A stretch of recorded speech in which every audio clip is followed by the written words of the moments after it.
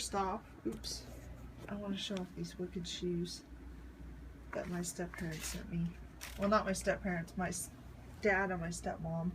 I can't have two step-parents that are married to each other. That's dumb. Anyway, look at these wicked shoes. They're like sneakers, and they've got studs on them and buckles, and the little zipper pull is a skull. And then on the back, they've got a little chain, but they're like Chucks. These are the coolest freaking shoes. I found them at a thrift store. I'm in love with them, and the lining is pink with black polka dots. These are so stinking cool, guys. I can't even take it. I just can't take it how cool these shoes are, and they're really comfortable. They're an 8.5, so they've got to be men's, but we're not sure. But they have to be men's because I wear a 9.5 in women's, so they have to be men's shoes. And they're epic, and I just don't care, really. I just love them. And so, hello, Ruby. How are you? Why, well, I don't know if you can see her. Selfie! Too bad we aren't taking a selfie, actually. Are you a good girl? Are you ready to talk about totems? We're getting ready to talk about totems. We were making a video and it was too long, weren't we? Because Mama goes off on tangents when it comes to animals. So we're going to make a totem video. Now I know that there's tons of totem videos out there, and I was like, well, should I even do one? But I love animals a lot, and I like talking about them, and I like learning about them. And I thought, well, I would like to come at it from the angle of talking about the animal itself, and then kind of tie that in with the totem. So I'm hoping maybe that's something that hasn't been done. I don't know, YouTube's massive, so it probably has. But anyway, maybe it'll be something that's enjoyable. This is my first one, so hopefully it'll be a little bit more organized as I do them. These will probably be a once a month deal because they do require some study. So because obviously it's me, I chose the wolf to be the first animal, and this card is from a deck. It's called deck called Medicine Cards that we have, that luckily were out. I think usually these are in my roommate's room, but there's 52 cards in this. It's an oracle set, and I'd like to go through every animal in it eventually, because there's a lot of really cool ones in it, and it comes with a hardcover book that has entries about every animal if you want to go into their meanings of them. They do a lot of Native American things in this book, which is really cool. So, the wolf. What an incredibly, fantastically interesting and wonderful animal is the wolf. I am talking about the gray wolf because the gray wolf is the most common wolf. Everything that you see printed, this is a gray wolf, that you see that's common is going to be the gray wolf.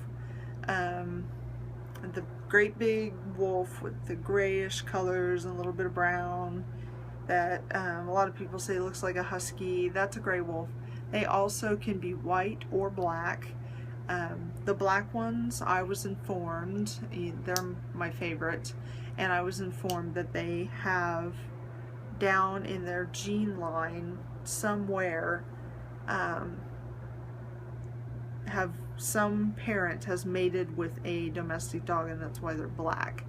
I did some research on that, and I think I found that to be true, but there's still a wolf to me, and that argument got really old really fast, because to me a wolf is a wolf is a wolf, It's not a dog. I'm not bringing that home, bringing it in my house and putting a collar on it. A wolf is a wolf, and I'm going to do my tangent that I'm going to do on every single one of these cards. A wolf is not a pet. If a wolf was a pet, I would have one. It would be in my house. Ruby would be best friends with it, and we would hang out all the time, but wolves are not pets. So please don't try to make a wolf a pet, and that's the kind of thing that I am not going to say do what you want. I am a staunch activist on that one point, because everyone in the end ends up getting hurt. And I know someone's gonna know someone that had a wolf pet and it was fine, and that's fine, and I'm glad, but they're not pets. So having said that, moving on. So the beautiful, fantastic, wonderful wolf. I think we'll start with this because it is the most common thing that people think of when they think of a wolf, is their howl. The wolf howl, the first thing that they think of then is the wolf howling at the moon. So we'll take that on first. Wolves don't actually howl at the moon. That is just symbology that has been carried down through myth and legend and things like that. Wolves are nocturnal, so they tend to hunt at night and sleep during the day. So oftentimes they howl, and of course, turn my fan off. And of course at nighttime you'll see the full moon and a wolf howling, and it's extremely powerful. I would say extremely spiritual for a lot of people, and so that imagery is there, and I love the imagery. I have a lot of things with the wolf howling at the moon that I own. A lot of people think it's very overdone, but I don't think you can overdo that image. I think it's beautiful, but that's where that image came from. So they don't actually howl at the moon, but I would say that they howl with the moon. And being nocturnal, I would say, and I don't know this to be true, this is just me saying this, I would say they're probably in tune with the moon cycle, but that's just me saying that. So they howl for a lot of different reasons, like they can howl to bring the pack back together if several are hunting over in this direction and several are hunting over in that direction. They can howl and bring the pack back together. If there's a lone wolf off that needs to get the pack's attention, they can howl that way. They can howl as a warning to another pack. It can be kind of confrontational to stay out of their territory, things like that. And something really interesting I found out when I was reading, they had a link to site where they found this information, and the link was broken, but I read this and I'd like to find more information about it, is that wolves actually have friends within the pack. And this makes sense to me because I've seen this with domesticated dogs, where you have 3 or 4 in the same household. Wolves have friends, so they have other wolves in the pack that they prefer to hang out with better than the other wolves. So they actually have specific howls that they use for those specific friends, that they will howl to that friend, and instead of howling to another wolf. And I found that really cool because I did not know that. So that's really cool. And sometimes when they're all just hanging out together, one of them will howl for no particular reason, and then they'll just all start howling. And I likened that to like being in a car and one person starts singing and then everyone starts singing. It's just kind of there, and I think sometimes it's just kind of fun, honestly, for them. I think they enjoy it, you know. Wolves love to play. They're very playful animals, and I often wonder if, and this is just something silly, but I often wonder if there's that one wolf that's always off key. Now, we would never know this, but, and all the other wolves are like, you know, da, da, da, da, da, da, da, da, and then that wolf starts and they're like, no, you know, but they love that wolf, and, you know, little George is part of the family and they just love him, and then they start singing, and you know, they put up with little George because, you know, he's an awesome hunter and he's awesome at other things. He's just kind of off key. I don't know. I get weird thoughts. Anyway, that stuff like that goes through my head. Just ignore that. Anyway, they are the largest members of the canid family, which is the dog family. And I think I mentioned we're talking about gray wolves. So the males can be up to 100 pounds. 100 pounds. That's massive.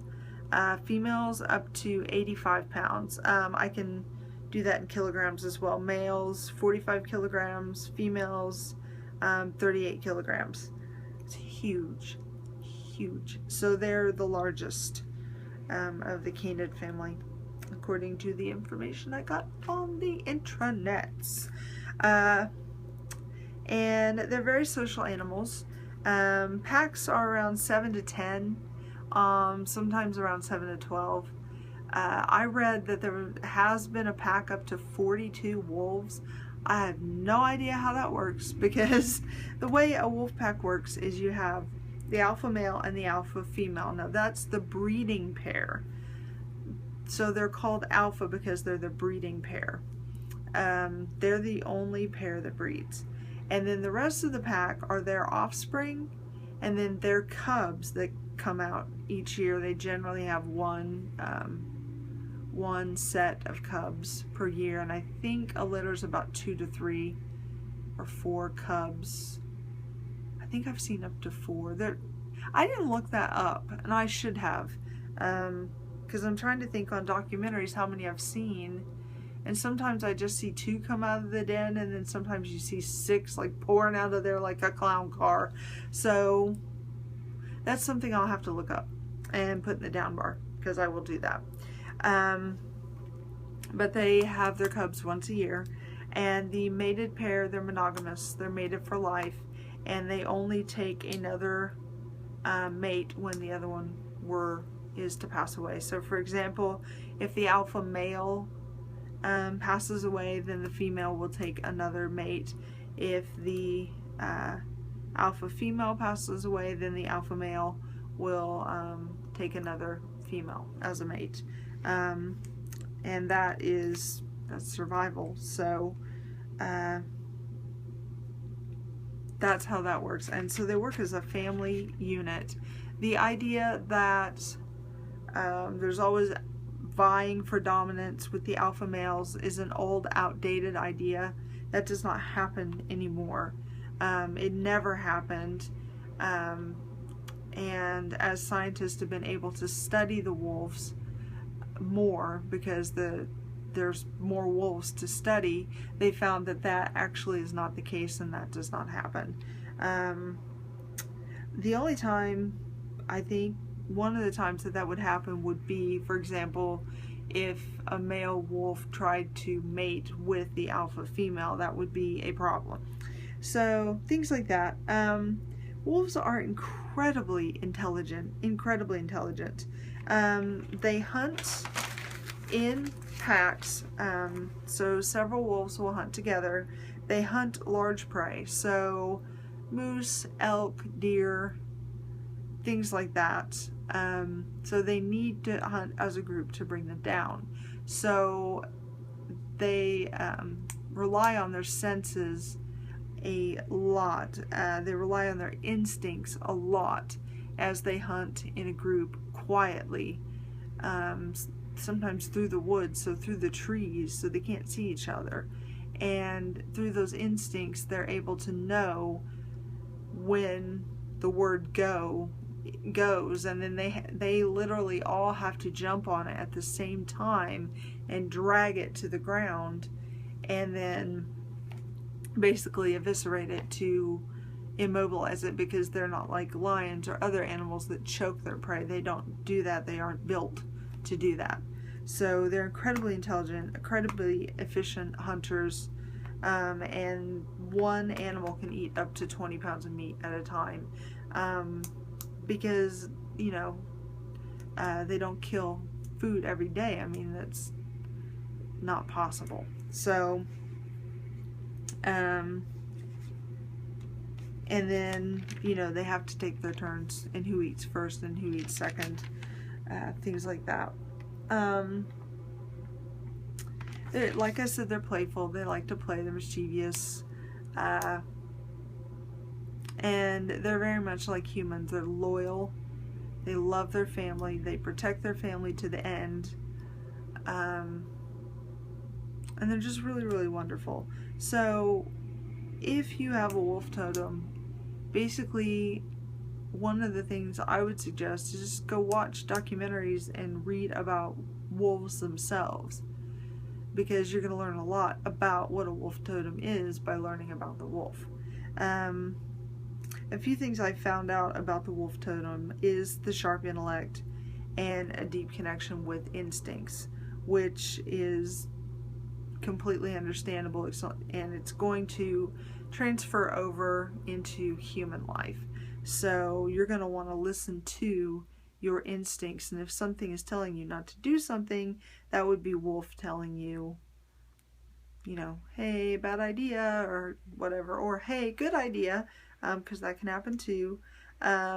Wolf people have a tendency to like to be free, don't really want to be boxed in, not really their thing.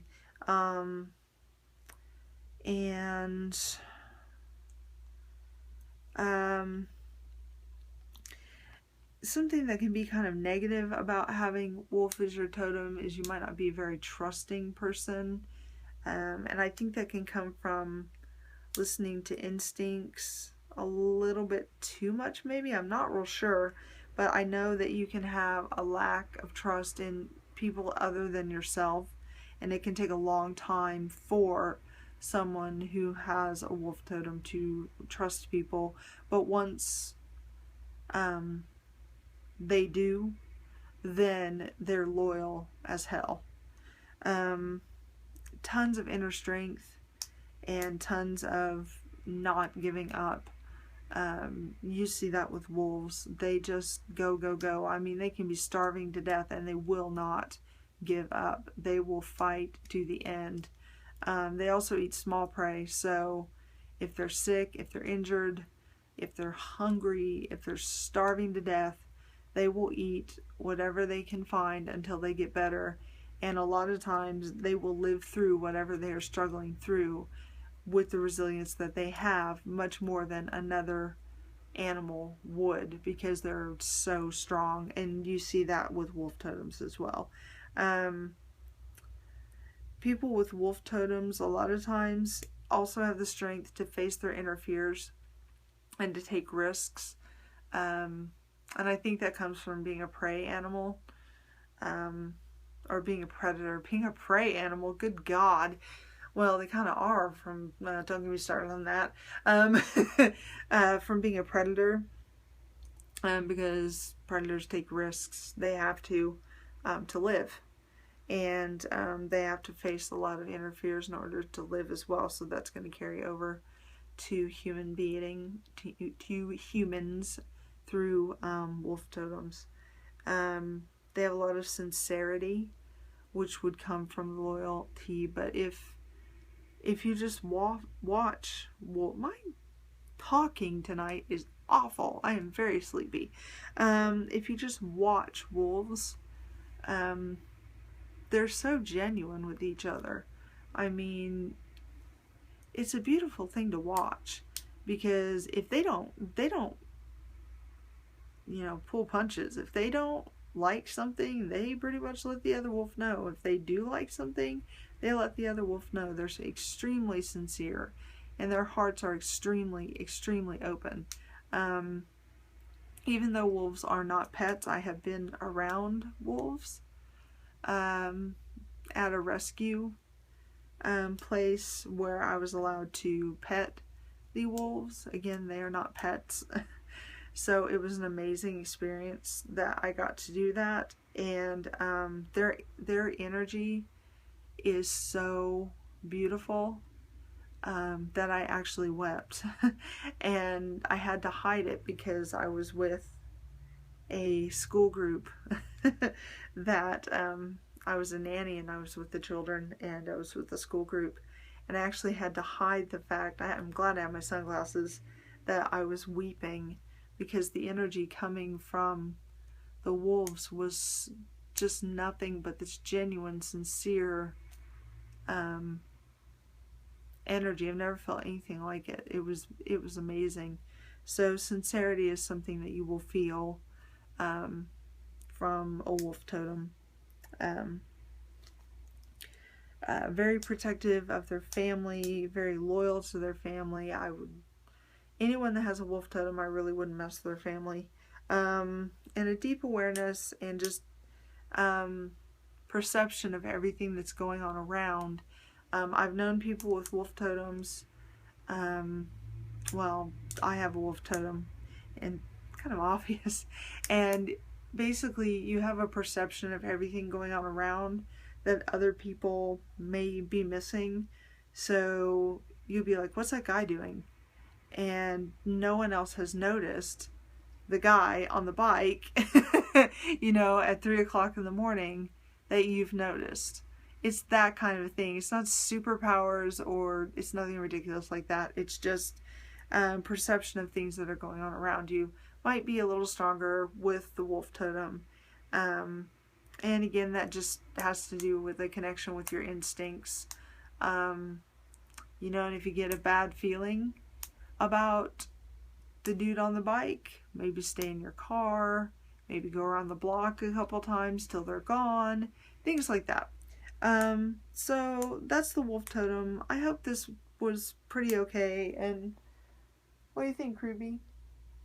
I hope you guys can see her. I'm gonna bring this over. What did you think, Ruby?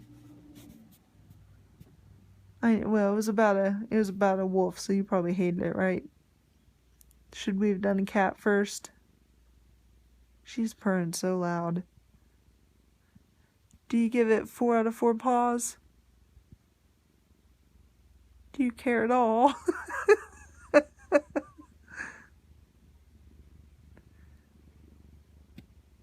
This has been Totem Animals with Ruby.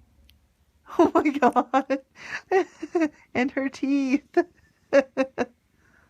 I love you, Ruby.